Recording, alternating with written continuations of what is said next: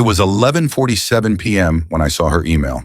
No subject line, no greeting, just silence sitting in my inbox like a loaded question. Tomorrow morning, $220,000 were set to leave my account. The transfer was scheduled for 9 a.m. sharp. Funny thing about banks, they open right when a man's illusions are ready to close. My name is Jacob Hartley, 52 years old welder since I was 18. For 16 years, I raised my daughter Emily alone after her mother left. Every burn on my hands had a purpose: her school, her books, her future. I thought I was building something, maybe not a fortune, but a foundation of respect. Tonight, that foundation cracked open with a single line of text. Emily wrote about her wedding in Beijing, a traditional ceremony, she said, conducted entirely in Mandarin. Her fiancé's family believed only those who spoke the language should attend. A welder from Ohio they thought might disrupt the atmosphere.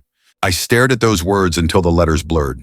Tomorrow my life savings would pay for a wedding I wasn't welcome to witness. 16 years of sacrifice turned into a bill for my own exclusion. On the table beside me sat a photograph, Emily at 12 wearing my oversized welding helmet, grinning through the scratches in the visor. That night I'd told her, "You joined two pieces of metal together, sweetheart. They're stronger now than they were apart." I looked at the bank papers, then at that photo, and felt something settle inside me. Not anger, not grief, just clarity. At 9 a.m., the bank doors would open, and I would decide whether respect was something a father could still afford. I've been Jacob Hartley for 52 years now. Nothing fancy about the name, just one of those you find carved into a lunchbox or written on a welding mask with a marker that never fades. I started welding straight out of high school. While other kids packed for college, I packed a lunch in a set of steel-toed boots. Hartley Welding Works hired me when I was 18. Not family-owned, just a coincidence of the name. Still, it felt right, as if life had handed me a place I could belong, even if it wasn't built for men like me to rise very high. When I was 22, I married Laura Bennett. She was the kind of girl who read travel magazines while waiting for the bus, who believed life was something that happened somewhere else. I loved her anyway. Maybe love is just that, a blind belief that staying will make someone stop wanting to leave. When our daughter Emily was born, I thought that finally Laura would stop searching. But 8 years later, she packed her things and said she needed something more than a small-town life, with a man who came home smelling like burnt metal. She wanted Portland, a career, a new start. She said the divorce didn't have to be ugly. She was right, it was quiet. The kind of quiet that lasts for years.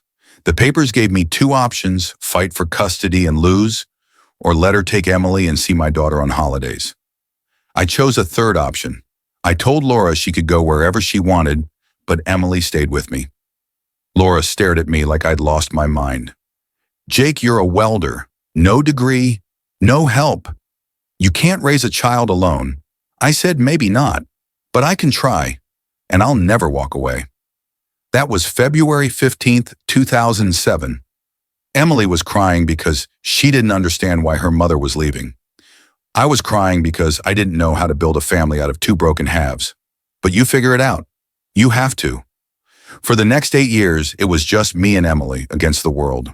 Days in the shop, nights fixing whatever broke in the neighborhood, weekends, learning to braid hair from YouTube tutorials. I learned how to make pancakes that didn't stick, how to explain why kids can be cruel, how to smile even when the electric bill was late, and Emily, God, she was bright. By middle school, she was correcting my grammar. By high school, she was talking about futures I couldn't picture, but wanted her to have anyway. Then came the accident. March 2019, a municipal beam job 40 feet up. My harness failed. Concrete doesn't forgive mistakes. I woke up with a shattered, wrist-torn shoulder ligaments and 3 compressed vertebrae. The doctor said I was lucky. The lawyer said I was unlucky. Lucky to be alive, unlucky to be broke. Workers' comp covered the hospital bills, but the settlement barely touched the years I'd lose. No more full shifts, no more 12-hour days with the torch. My hands could still work, but not like before. That night, lying in a hospital bed with a cast that felt heavier than my whole body, Emily sat beside me. She was 17, about to graduate high school. She held my good hand and said, "Dad, you're going to watch me get into Harvard, and you're going to be proud." 6 months later, the acceptance letter came. Harvard University, Full academic scholarship for tuition room and board not included. 18,000 a year for housing, 5 for books and travel. I looked at my bank account. I looked at my daughter's face. And I told her what every father who has nothing left still finds a way to say, we'll make it work. And we did. I sold my truck and bought an older one. Moved us from a 2-bedroom apartment to a studio. Took odd jobs welding small projects from the garage, doing tax prep in spring because I taught myself accounting to track our bills. I ate peanut butter sandwiches while she sent me photos of Harvard snow and said she missed home. Every call ended the same way: I love you, Dad. I'm proud of you, sweetheart. When she graduated in 2023 summa cum laude, I sat in the back row of that Boston auditorium wearing the only suit I owned. I'd never flown before. Couldn't stop shaking. Not from fear, but from pride. Emily walked across the stage, and for the first time in my life, I believed every sacrifice had meant something. A week later, she called from Cambridge. She said, Dad, I got a job offer in Beijing. Consulting firm. It's everything I dreamed of. I told her I was proud. I told her I loved her. I told her to be careful. What I didn't know then was that the next email she'd send me, the one with no subject line, would cost less than a minute to write and would burn down everything I'd spent a lifetime building. The email came on a Tuesday night. I remember because I had work early Wednesday, a small welding job at a warehouse outside town. I was lying in bed scrolling through the weather app when her name appeared on the screen, Emily.Hartley.Harvard Eggmail. No subject, just that empty space. It started gently. Dad, I need to talk to you about something important regarding my wedding. Can you video call me now? I know it's late there, but this can't wait. My stomach dropped. Wedding problems at midnight aren't small problems. I called her right away. The screen lit up, Emily hair pulled back, hotel lighting, soft and gold. Behind her, marble floors, modern art, too much money in one room. Hey, sweetheart, I said. What's going on? She took a breath, the kind you take before breaking something fragile. Dad, there are some cultural requirements for the ceremony. Kevin's family feels strongly about maintaining tradition. The wedding will be conducted entirely in Mandarin. I smiled, careful, polite. Okay, sounds beautiful. She looked down. Dad, they're concerned about having guests who won't understand the ceremony. They think it might be disruptive. That word hung in the air, disruptive. Amanda, I almost said, but caught myself. Emily, are you saying I can't come to your wedding? She closed her eyes, opened them again. You're invited to the reception and dinner, Dad, just not the ceremony itself. It took me a second to understand, then another to accept that I did. The ceremony, I said slowly, as in the part where my daughter gets married. She nodded. I looked at her face pixelated on the screen and thought of all the nights I'd stayed up sewing her school costumes, the years of calloused hands and half-empty dinners. Emily, I asked quietly, when did you decide this? She hesitated. A few weeks ago. We were trying to find a solution that worked for everyone. Did you? Silence. Finally, she whispered, it's not personal, Dad. It's about respecting Kevin's family traditions. What traditions are those exactly? She rubbed her forehead. They prefer Mandarin-speaking family members during the ceremony. It's not uncommon. I stared at her. Not uncommon to exclude your own father. Her eyes filled with tears. Dad, please don't make this harder. Kevin's family is traditional. They just want to maintain authenticity. Authenticity, I repeated. And I'm not authentic enough. That's not what I said. It's what you meant. She didn't answer. And in that silence, I heard everything she couldn't say. You don't belong here. You don't fit in.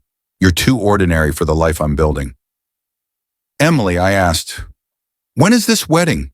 This Saturday. This Saturday, I repeated. 4 days from now. Yes. When were you planning to tell me? More silence. Then, Dad, we already signed the legal papers 2 weeks ago. The ceremony is just the traditional celebration. I felt the air leave my lungs. She was married, already married, and I'd found out through a late-night video call about a ceremony I wasn't welcome to attend. I see, I said. Please understand, Dad. It's complicated. No, sweetheart, it's simple. I hung up. Sat on the edge of the bed staring at the glow of my phone, the room so quiet it felt like it was listening. On my nightstand sat her graduation photo, Harvard cap, bright smile, a future I thought I'd built with my bare hands. On the kitchen table, the signed authorization form for the $220,000 wire transfer. Money I'd saved from my accident settlement, the house I sold, and a loan against the only tools I had left. Wedding money. Money meant to help her start a life she no longer wanted me in. That night I didn't sleep. I just did the math. 16 years of work, 4 years of college support, 3 decades of trust, and 1 empty email that cost me my dignity. At dawn, I brewed coffee, the cheap kind that leaves grit at the bottom of the cup. The Ohio wind rattled the windows. On the table, 3 papers sat side by side, the wire transfer slip, my bank statement, and that photo of Emily at 12, holding the small welding torch I taught her to use. That's not just a line, sweetheart, I told her back then. That's a weld. You joined 2 pieces of metal together. They're stronger now than they were apart. But some things once joined can still crack under pressure. And when they do, you learn something about what real strength looks like. By sunrise, I wasn't angry. Anger burns fast. Clarity stays. At 9 o'clock, the bank doors would open. And for the first time in my life, I wasn't sure whether I was going there to send the money or to stop it. I woke up at 5:30 a.m., same as always. Muscle memory doesn't care if your heart's been broken. The first thing I noticed was the quiet, that heavy, deliberate kind of silence that follows a decision still waiting to be made. I made coffee, black and strong, and sat at the kitchen table staring at 3 things: the transfer form, the bank statement, and that old photograph of Emily holding my welding torch. 3 pieces of paper, 3 versions of my life. One of them would define the rest. I didn't rush. I'd spent too many years rushing for people who never once hurried for me. At 7:30, I drove to Hartley Welding Works, the old shop that still carried my name, even though it hadn't belonged to me in years. The parking lot was empty, the for lease sign still faded in the window. I sat there in my truck listening to the ticking of the cooling engine. This was where Emily had learned to weld the first time. She was 12, her hands too small for the gloves, her helmet slipping forward over her face. "Why do you check every weld twice, Dad?" she'd asked. "Because the first time you look for what's wrong," I told her. "The second time you look for what's hidden." That morning, I wasn't checking for anger. I was checking for what was hidden beneath it. I pulled out my phone and called my lawyer, Thomas Reed. He'd handled my accident settlement, the house sale, the loan paperwork, the man who'd seen my entire financial history spread across his desk. He picked up on the second ring. "Jake, it's early. Everything okay? Need to ask you something about a wire transfer," I said. "The one scheduled for this morning. The wedding money." He paused.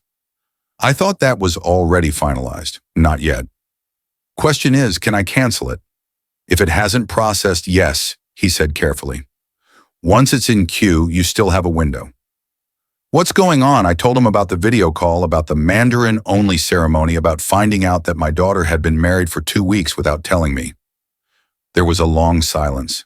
Then he said softly, "Jesus, Jake, I'm sorry. Don't be. Just tell me if I have any legal obligations here."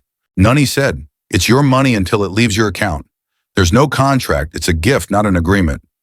So if I don't send it, that's your right." "Good," I said. "Jake," he added, voice careful now, "can I give you some free advice? Always sleep on it. Don't make big decisions while you're angry." "I'm not angry, Thomas. No, I'm clear." He sighed, but he understood. "Then do what you need to do." I hung up. Clarity has a sound, it's quiet. At 8:45, I was parked in front of First National Bank. When the doors opened at 9 sharp, I walked straight to the counter. The teller was young, polite, rehearsed in kindness. "How can I help you today, sir? I need to cancel a wire transfer scheduled for this morning." She typed my account number, frowned, typed again. "It's still in queue, sir. Nothing's gone through yet. Would you like to cancel the transaction?" "Yes. May I ask the reason for our records?" I thought for a moment. Then I said, "The reason is dignity." She blinked, unsure if she'd heard correctly. "I'm sorry, dignity," I repeated. "It can't be bought. Only kept." She hesitated, then nodded slowly. "I'll just note customer request." "That works too." 15 minutes later, it was done. 3 years of planning erased with a few keystrokes.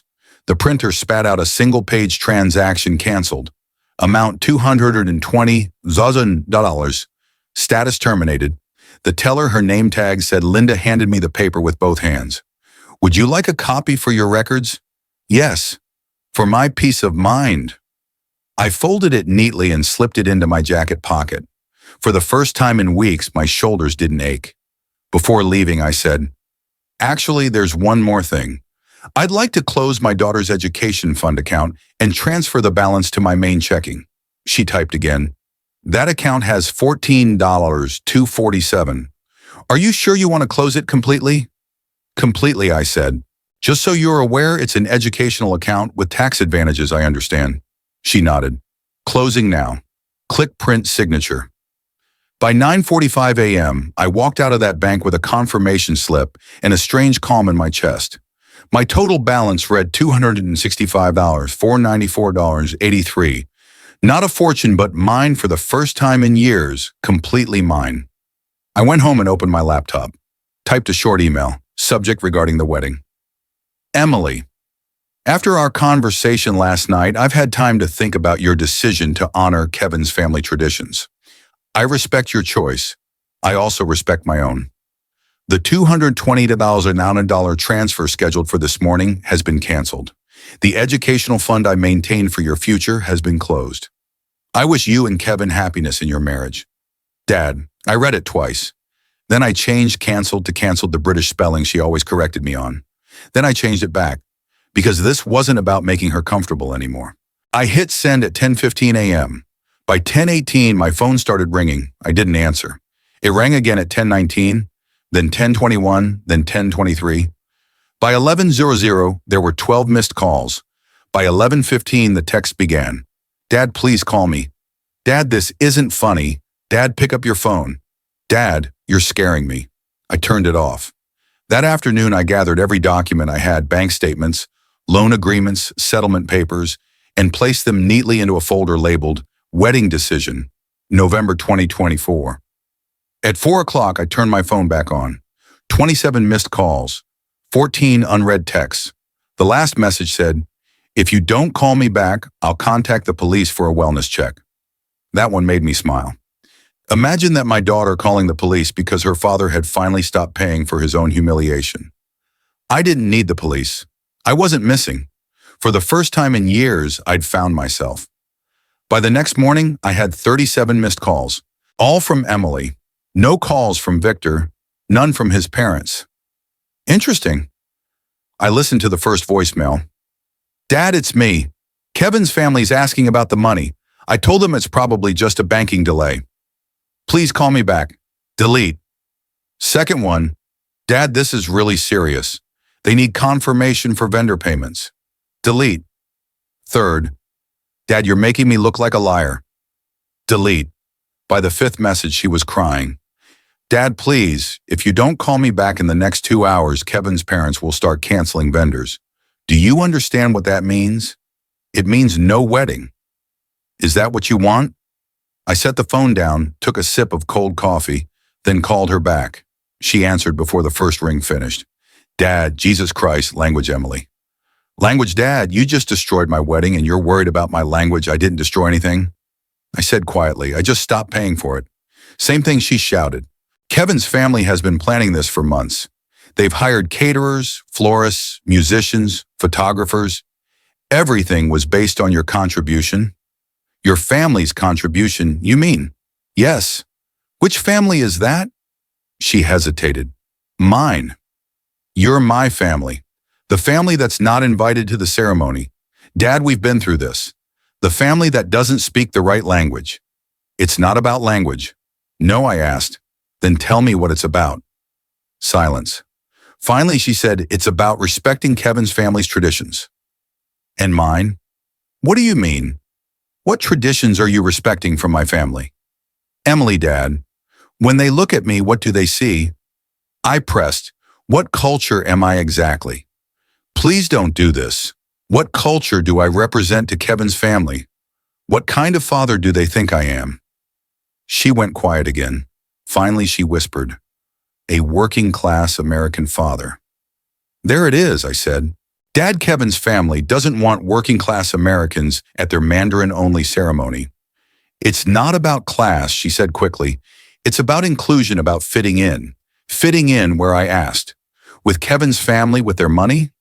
Their version of respect. You're twisting this, she said. You're making it sound cruel. I'm making it sound like what it is. She inhaled sharply. Kevin's parents come from a traditional background. They believe the bride's family should show respect through contribution. $220,000 worth of respect, Dad. That's just how it's done. Really, I said softly. Then tell me, how much is Kevin's family contributing? What does that matter? It matters because you're asking me to fund a ceremony that excludes me. So how much? I don't know, maybe 40,000. So they spend 40, I said, and I spend 220. Their tradition sounds profitable. She tried to cut in, but I wasn't done. Emily, if I'm not appropriate enough to attend your wedding, why is my money appropriate to pay for it? Because this isn't just about you, she snapped. This is about me starting my life with Kevin. No, I said calmly. It's about you trying to start a new life by erasing the one that built you. She went silent. Dad, I love you, she said finally. You're taking this too personally. I'm your father, Emily. There's nothing more personal than that. She sighed, exhausted. You're making me choose between you and my husband. I'm not, I said. You already did. I hung up. The phone rang again almost immediately. Different number, I answered. Mr. Hartley, a man's voice said, smooth and formal. This is Victor Jung. Go ahead, Victor. I understand there's been a misunderstanding, he began. My parents are concerned about the financial arrangements. We've made commitments to vendors based on the assumption that your contribution would be available today. Your assumption was incorrect. I see, he said slowly. May I ask why the transfer was canceled? You may, I said, because your family excluded me from the ceremony. That decision was not personal, sir. It was cultural. The ceremony is entirely in Mandarin. How many non-Mandarin speakers will be attending? I interrupted. None, he admitted. So you invited only those who speak the language. Understood. And you did that to maintain authenticity. Yes. Then let's be authentic, Victor, I said. Authentically, I'm a blue-collar American father who's worked 40 years with his hands. Your parents looked at that and decided I wasn't refined enough to sit in their front row. Now you're discovering that unrefined men sometimes have opinions about how their money's spent. Mr. Hartley, this isn't about refinement. Sure it is, I said. Refinement class presentation. It's all the same word dressed up differently. Your family wants cultural purity, but only if I'm paying for it. That's not fair, he said, his composure cracking. My parents expected what I asked, that I'd stay quiet, send money, and disappear before the photos. Mr. Hartley, please, we can find a compromise. Perhaps you could attend the reception. We could adjust the financial contribution accordingly. How much adjustment are we talking about? I'm not sure. Let's say I attend 50% of the event, I said. Do I pay half, 110,000 for half a wedding, sir? That's not how it works. No, I said. That's exactly how it works. You get what you pay for. And apparently I pay for absence. He hesitated. Mr. Hartley, your parents have already made their values clear, I said. Now let me make mine. I don't pay for things I'm not invited to. Then the ceremony will have to proceed without me. He went quiet. Then you're making a mistake. Maybe, I said, but at least it'll be mine. And I hung up. 5 minutes later, Emily called again. Dad, she said, breathless. Victor told me what you said. His parents are canceling the wedding. Good for them. You just destroyed everything. No, I said softly. I just stopped paying for my own disrespect. Same thing, not even close. I turned off the phone and set it face down on the counter. The apartment was quiet again. The kind of quiet that means something has finally ended. 3 months would pass before I heard her voice again. 3 months of silence. And for the first time in 16 years, it was the kind of silence that didn't hurt. It healed. 3 months passed. 3 months of silence that taught me more about my daughter than 16 years of conversation ever had. The phone stopped buzzing after the first week. The guilt messages turned into apologies, then into nothing. Silence, it turns out, is a mirror. You either face yourself or you walk away. I spent those months putting my life back together, one overdue piece at a time. The first thing I did was pay off every debt. The truck loan, the credit cards I'd maxed out for Emily's college years, the equipment loan I'd taken to fund her future, $47,000 gone in a single morning. But it didn't hurt. because debt paid is freedom earned. Next, I found a small rental house on the edge of town. 2 bedrooms, a little yard, a garage. $800 a month, half of what the apartment had cost me in rent and pride. I painted the walls myself, patched the holes, fixed the squeaky door hinges. It wasn't much, but it was mine. The first place I'd lived in years that didn't carry someone else's expectations. Then I bought back some of my old tools. Not everything, just enough to feel like myself again. Used equipment mostly, but good steel solid machines. $8,000 in total. By February, I had a modest welding setup in the garage and 2 strong hands ready to work again. The first customer was a neighbor with a broken gate. He paid me $50 and a smile. That smile was worth more than the money. Word spread. Neighbors told neighbors, small businesses called for repairs, and slowly Hartley Welding Works came back to life. This time smaller, simpler, but honest. By spring, I was taking jobs I hadn't touched in years. Porch railings, custom fixtures, industrial brackets. Nothing glamorous. But when you've spent years giving away your worth, even small jobs feel like redemption. The work felt good, not just because I was earning again, but because it reminded me of who I was before the begging, before the guilt, before love turned into obligation. I thought about Emily every day, not with anger, just curiosity. Was she happy? Did she get her grand wedding after all?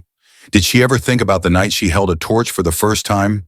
The day she said I was her hero, I never called, never emailed. Because respect once broken has to find its way home on its own. In March, my phone rang from a number I hadn't seen in years. Laura Bennett, Emily's mother. Jake, she said, her voice cautious. I heard about the wedding situation, from who Emily called me. Of course she did. She's pretty upset, Laura said. What happened? I almost laughed. She says I refused to pay for her wedding because I wasn't invited to the ceremony. That's true. There was a pause. Jake, that's a lot of money to withdraw over a misunderstanding. It wasn't a misunderstanding, I said. It was a transaction without respect. I just canceled it before it cleared. Jake, she's your daughter. I know that. And you love her. I do.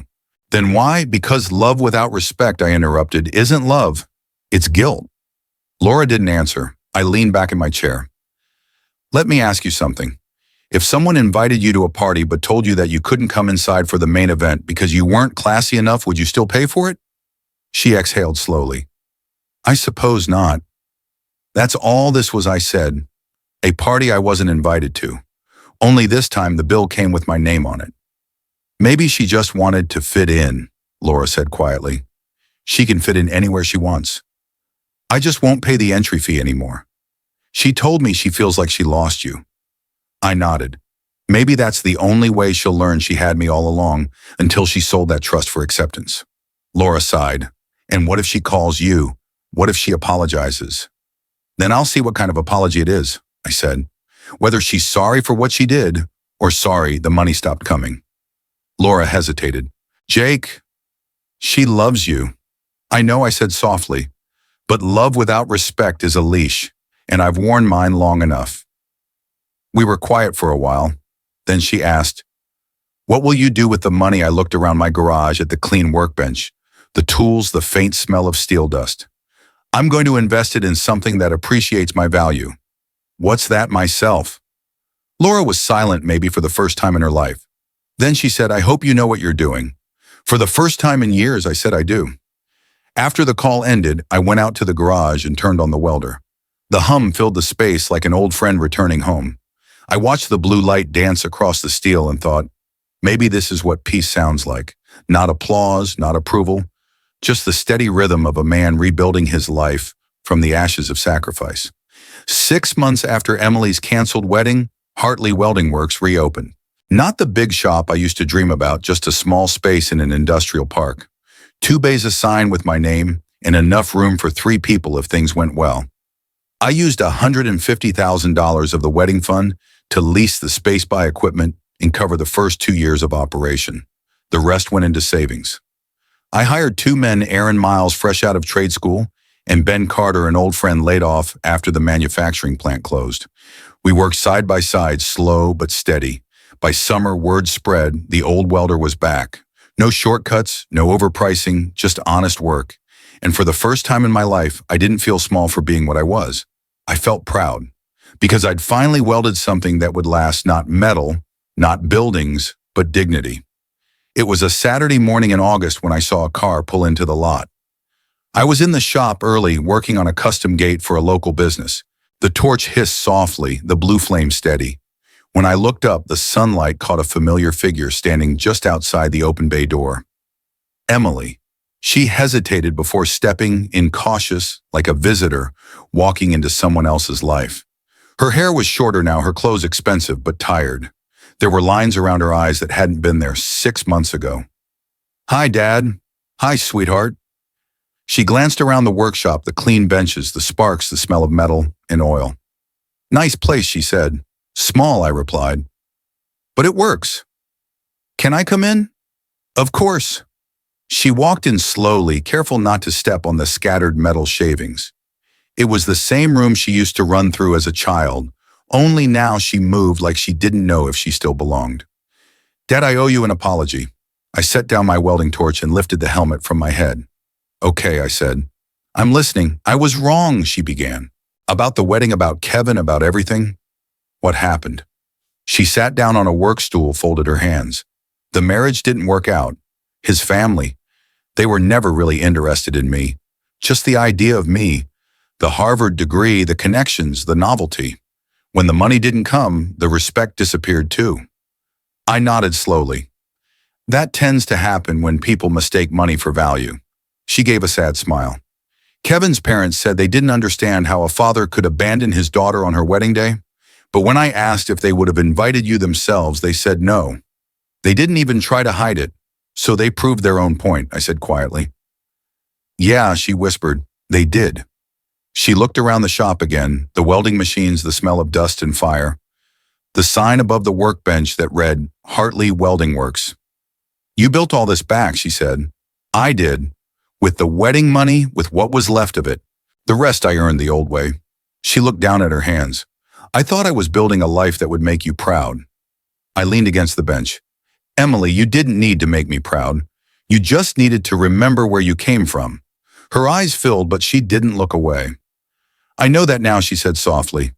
"Respect can't be borrowed, and people who don't respect where you come from don't really respect you." I nodded. "That's a hard lesson, but the good ones usually are." She hesitated. "Kevin's family ended up paying for the whole ceremony themselves. They could afford it. They just wanted to see if my family would pay for the privilege of being excluded." I said nothing. "It was a test," she added bitterly, "and I failed it." I picked up a small piece of steel, running my fingers along its edge. "Maybe," I said, "or maybe you just learned what kind of people give tests like that." Emily stepped closer to the workbench. "Dad, what you've done here, it's incredible. You rebuilt everything." "I didn't rebuild everything," I said. "Just the part that mattered." She smiled through tears. "You were always the strong one." I shook my head. "No, I just stayed. That's all strength really is, staying when walking away would have been easier." We stood there in silence for a long time, the kind that isn't heavy anymore, just honest. Finally, I said, "Do you remember when you were 12 and I taught you to weld?" She laughed softly. "Yeah." The helmet was too big and the sparks terrified me. "Do you remember what I told you that day? You said that welding makes two pieces of metal stronger together than they were apart, but only if both pieces are strong enough to hold." I nodded. "That's right." She looked down at the welding table, at the torch, at the scars on my hands. "Dad," she said quietly, "I want to learn again, for real this time." "Why?" "Because I want to understand what real strength looks like." I studied her face. There was no arrogance there now, just humility, the kind that comes from losing something you thought was guaranteed. I reached for the spare helmet on the wall and handed it to her. "Welcome home," I said. "Let's start." She smiled, slipping the helmet over her head, and for a moment she looked exactly like she had all those years ago, too small for the glove's eyes, full of hope, standing next to her father, with a torch in hand. As I guided her through the first line of molten steel, the sparks reflected in her visor like tiny stars. The sound filled the room, steady, bright, alive. She lifted the torch, looked at the metal. "Is it good?" she asked. I nodded. "Better than your first one." She laughed. You said that last time, and I meant it both times. She looked at me then, voice low. I'm sorry, Dad, for choosing their approval over your respect. I put a hand on her shoulder. Apologies don't fix what's broken. They remind us where to start welding again. We stood there for a while, surrounded by the smell of smoke and steel, two people trying to rebuild what pride and fear had melted apart. Finally, I said, some joints take time, but when both pieces are ready, when both are strong, the weld holds. She smiled behind the helmet, the kind of smile that reaches the eyes. Then let's make it hold, Dad. The torch hissed again, filling the air with light. Outside, the morning sun crept across the floor, touching the shop's sign, Hartley Welding Works, as if to remind us that some things once reforged can never be broken the same way again. And for the first time in a long time, I wasn't just proud of her. I was proud of us. Some joints are worth the effort to repair, but only when both pieces are ready to be strong.